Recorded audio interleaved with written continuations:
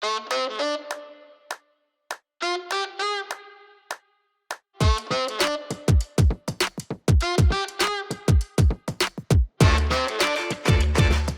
of all, the most striking thing for me yesterday, I was really happy to be able to step into the room where the history was made when Mr. Bellucchi met with Mr. Stiliani to talk about the idea of making champagne-inspired sparkling wine in Italy.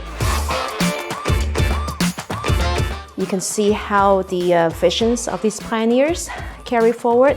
So it's not only the significance of the history, but also how they have transformed now with technology and modern style of making wines. And it reflects on the styles of wines that we tasted yesterday.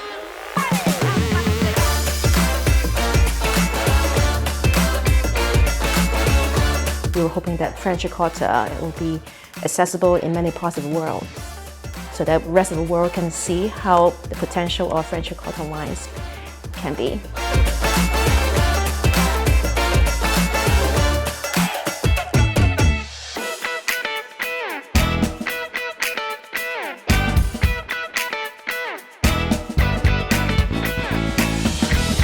La Marquesine, during the tasting, we went through 3 wines. The most notable character about the 3 wines was how fresh and vibrant and elegant and finessed, and it was very polished, all of the wines were.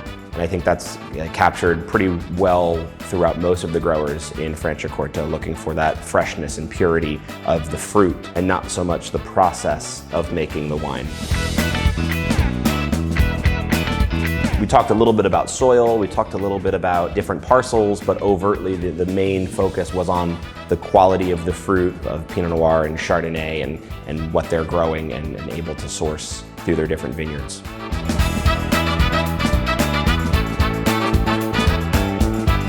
I think finding a panel of that many wines is actually the best way to see those different perspectives and different characters. It's very easy to have one wine and say, oh, this is good. But when you have 2 or 3 or 4 wines, you can then say, oh, this is very good, this is not so good. You can see the differences. And having that masterclass of 16 wines was not finding as much, oh, this is high quality, this is low quality, because everything is kept to a high standard. The quality of the wine is very good. There's just different characters that are expressed.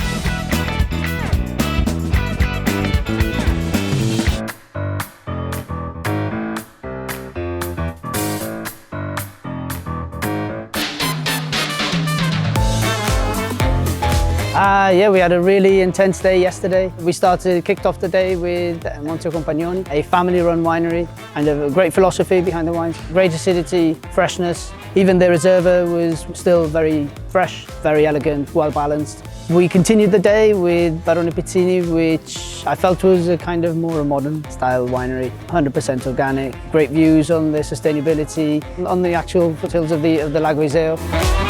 I felt the wines tended a bit more on the citrus side, still great acidity, but a lot more savoury, kind of a salty note as well. And then in the evening we visited the last winery, Ricci Corbastro, a very traditional winery, one of the founding wineries from the Franciacorta. Great history, great vision as well, on topics like sustainability, applying new technology in the production of their wines.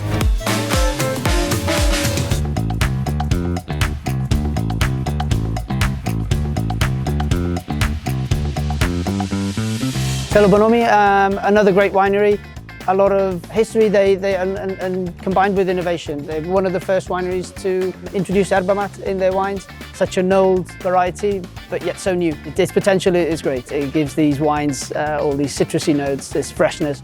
A really nice discovery, and I really hope they are able to increase and study more of this variety, which is really exciting.